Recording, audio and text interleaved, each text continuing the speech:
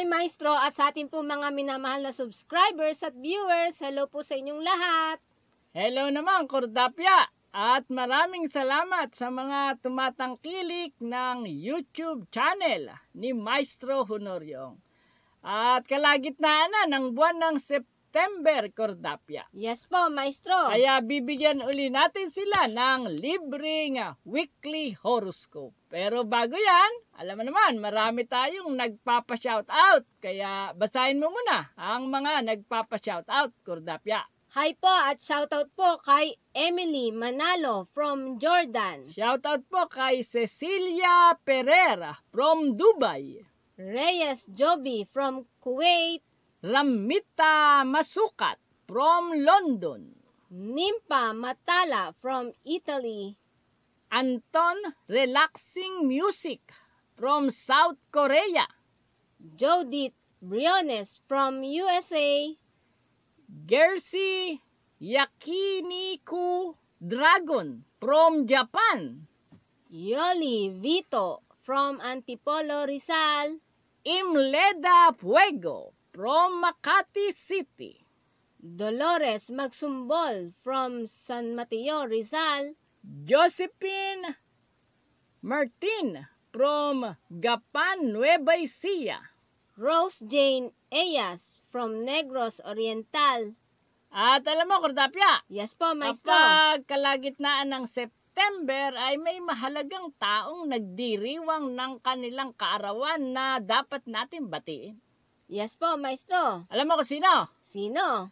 Ang ating Pangulong Bongbong Marcos. Alam mo yung mga September matatalino yan Naks naman na. Yung tatay niya September 11, si Ferdinand Marcos Sr. At nagkataon si Bongbong Marcos ay September 13. Yes Kaya po. batiin natin ang ating Pangulo ng bansa ng happy birthday. Happy birthday po. At bukod dyan, Cordapia, may isa pang napakatalinong nagdiriwang ng kanyang birthday sa September 14. At sino naman po yun, Maestro? Yan ang ikalawang anak ko na si Jacob Renz. Happy birthday, Jacob Happy Renz. birthday, Jacob Renz. At At kay Pangulong Marcos. Yes po. At sa lahat po ng mga September celebrant, happy birthday po. At ngayon, palapit na ng palapit ang Pasko, bibigyan na natin sila muli ng libreng weekly horoscope.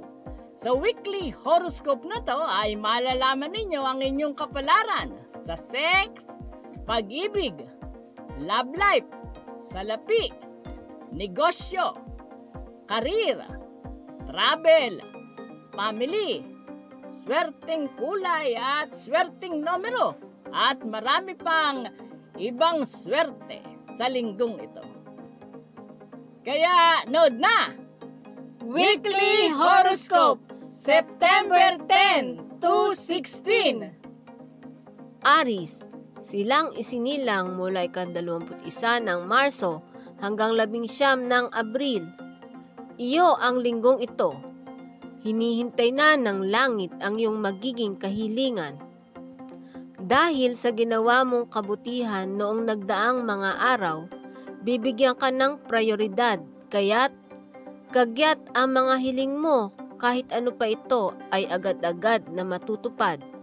Mapalad na kulay ang pink, maswerteng numero 3, 14, 24, 32, 37 at 42. Taurus, silang isinilang mula ika-20 ng Abril hanggang ika-20 ng Mayo. Sa linggong ito, pakikialamang ka ngayon sa iyong pagdidesisyon ng isang taong pinahahalagahan mo. Nangyari dahil ayaw niyang mamali ka ng iyong mga pagpapasya. Mapapasunod ka niya, pero ikagagalit mo ito at ikatatampo. Ngunit sa dakong huli, matutuklasan mong tama pala siya. Dahil sa pagsunod sa kanya, may mga swerte at magandang kapalarang magdaratingan sa buhay mo. Ngayon na. Mapalad na kulay ang violet. Maswerteng numero 1, 12, 19, 27, 39, at 43. Gemini, silang isinilang mula ika-21 ng Mayo hanggang 21 ng Hunyo. Sa linggong ito, mamamangha ka sapagkat ito ang mga panahong ang mga iniisip mo ay hindi magkakatotoo. Ngunit darating sa iyo ang kakaiba at hindi kapani-paniwalang mga swerte na ni minsan ay hindi mo inisip na mangyayari. Dahil sa mga swerteng ito, mamamangha ka at masasabi mo, totoo palang nangyayari ang mga imposibleng bagay at nagiging realidad ang mga himala. Mapalad na kulay ang red. Maswerteng numero 4, 14, 17, 28, 32 at 41. Cancer, silang isinilang mula ika-22 ng Hunyo hanggang ika-22 ng Hulyo. Kapag namamahinga ang iba, hindi dinadatnan ng swerte dahil hindi sila kumikilos. Pero ang sa iyo ay kakaiba. Sa linggong ito, kahit namamahinga ka pa at humila-hilata, ang swerte ay dating at dating pa rin sa iyo. Kaya naman, pambihira talaga ang iyong kapalaran na kinaiinggitan ng iba. Mapalad na kulay ang mint green.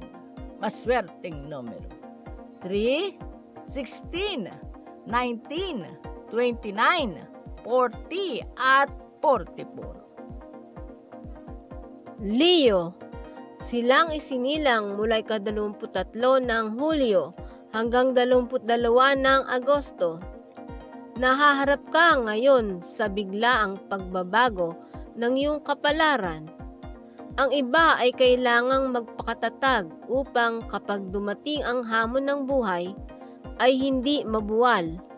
Ngunit ang sayo ay kakaiba. Kahit mabuwal ka, ang langit ang magbabangon sa iyo ng paulit-ulit. At matapos kang ibangon ng langit, mas marami pang swerte at magagandang kapalaran ang darating ng sunod-sunod at walang tigil. Mapalad na kulay ang silver. Maswerteng numero 7, 13, 24, 34, 37 at 41. Virgo, silang isinilang mula ika-23 ng Agosto hanggang ika-22 ng Setyembre. Magara ang mangyayari sa linggong ito dahil inuutusan ka ng nasa itaas na gamitin mo ngayon ang iyong kabibili lang na bagong bagay o kabibigay lang sa iyo na bagong bagay. Yung bagay na hindi mo pa nagagamit kahit minsan dahil ito mismo ang gugulat sa iyo. Ito mismo ang iyong magsisilbing pampaswerte sa lahat ng bagay. At kapag ginamit mo na ito, magsisimula nang dumating ang sunod-sunod mong swerte at buenas na may kaugnayan sa pag-ibig at material na bagay. Mapalad na kulay ang lilac, maswerteng numero 2, 15, 25, 32, 38 at 44. Libra, silang isinilang mula ika-23 ng Setyembre hanggang 23 ng Oktubre. Huwag mong isipin na ikaw ay mahina dahil ang totoo, ang mga malalakas ay nabibihag mo. May mga luluhod pa nga sa iyo, makikiusap at luluha para lang maging bahagi ka ng buhay nila. Kaya anuman ang ginagawa mo sa ngayon, hindi ka dapat panghinaan ng loob. Tuloy lang ang laban, tuloy lang ang pagpapaganda, at tuloy lang ang pagpapakinis ng kalooban, hanggang sa ikaw ay ganap na magwagi at magtagumpay. Mapalad na kulay ang orange, maswerteng numero 7, 16, 21, 25, 29 at 43. Scorpio, silang isinilang mula ika-24 ng Oktubre hanggang ika-21 ng Nobyembre. Sa linggong ito, pumanig ka sa mga api, sa mga pinagsasamantalahan at sa mga walang kakayahang ipaglaban ang kanilang mga sarili. Dahil ito talaga ang misyon mo sa buhay. Huwag kang mag-alala. Bilang pasasalamat sa iyo ng langit, lagi kang pagkakalooban ng swerte at magagandang kapalaran na may kaugnayan sa paglalakbay, sa salapi at sa material na bagay. Mapalad na kulay ang gold, maswerteng numero 4, 18, 22, 27, 39 at 45. Sagittarius, silang isinilang mula ika-22 ng Nobyembre hanggang 21 ng Disyembre. Sa linggong ito, iniisip mong mamili na hanggat maaga at malayo-layo pa ang Christmas season. Kaya lang, iniisip mo rin na baka maubos lang ang iyong pera o ang iyong savings. Huwag kang mag-alala. Naririnig ng nasa itaas ang iniisip mo. May pangako sa iyo ang langit na anuman ang gastusin mo, ito ay papalitan agad-agad ng doble-doble at higit pa sa iyong ginastos. Mapalad na kulay ang maroon. Maswerteng numero 3, 15, 26. 29, 36 at 45. Capricorn, silang isinilang mula ika-22 ng Disyembre hanggang ika-19 ng Enero. Sa linggong ito, may formula na ituturo sa iyo ang langit na dapat mong gawin at sundin. Dumikit ka sa may sinasabi at mga angat sa kabuhayan. Nang sa ganon ay mapabilang ka sa matataas ang kalagayan. Lumayo ka naman sa mga taong mahihirap at mga taong walang kwenta at may sawing kapalaran, at baka mahawa ka pa sa kanila.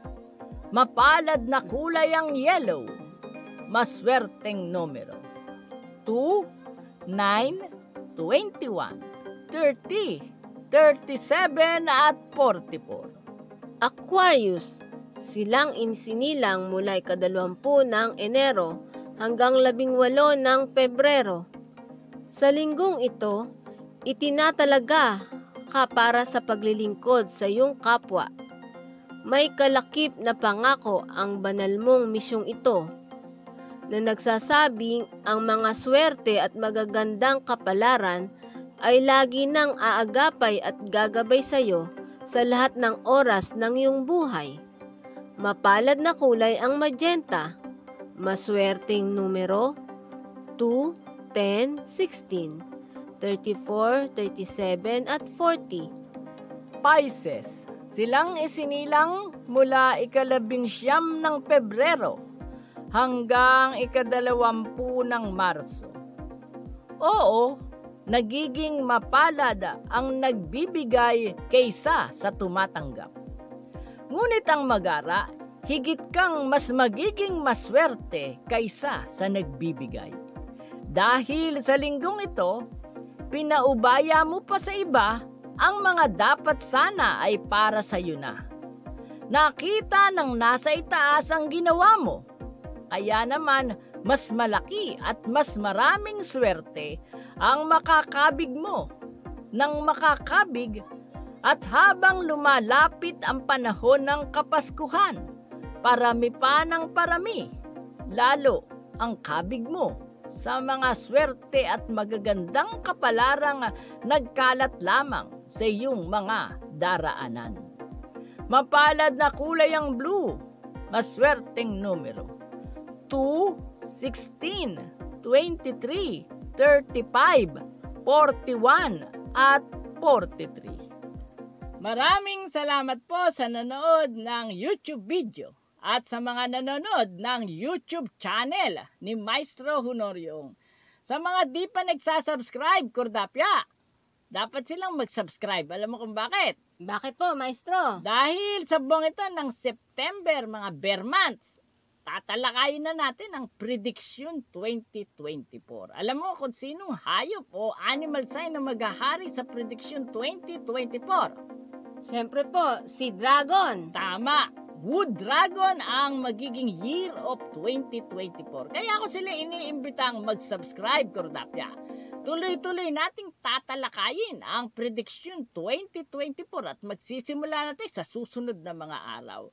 Kaya mag-subscribe po kayo para tuloy-tuloy niyong makita at matuklasan ang inyong magiging kapalaran sa taong ito ng Wood Dragon. At siyempre, Kordapya, para lalo silang swertehin sa papasok na taong 2024 ay may dapat silang gawin. Patuloy lang po mag-subscribe, mag-share, mag-like at mag-comment po sa YouTube channel ni Maestro Honorio. At sa ating mga new subscriber, lagi natin silang inaanyayahan na panoorin, Kordapya, ang ating mga playlist. Alam mo, sa playlist natin, marami silang matutuklasan tungkol sa kanilang kapalaran. At bakit ba natin gustong-gustong matuklasan nila ang kanilang kapalaran? Siyempre, kapag marunong kayo ng tungkol sa punsoy tips, yan, may playlist tayong ganyan. Alam nyo ang weekly horoscope nyo, ang monthly horoscope nyo. Tapos natuto pa kayo ng numerology, pagbasa ng kapalaran sa pamamagitan ng birth date. At natuklasan nyo yung kanyang horoscope, swerteng horoscope ng 12 animal sign ay meron din tayong ganyang playlist at 12 zodiac sign. Meron din tayo, Kordapya, yung palmistry. Opo. Tapos sabi ko nga sa'yo, punsoy tips. Yes po. Pag-aanalisa ng handwriting at signature.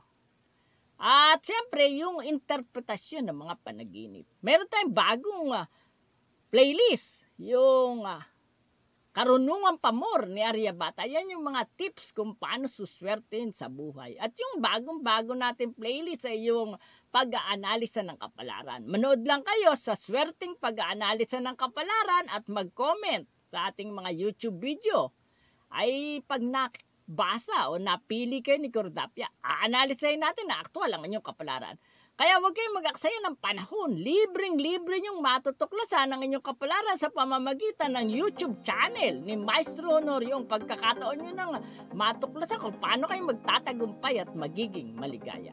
Kaya muli, magkita-kita tayo para sa susunod na YouTube video ni Maestro Honorio dito pa rin sa Weekly Horoscope. Salamat po.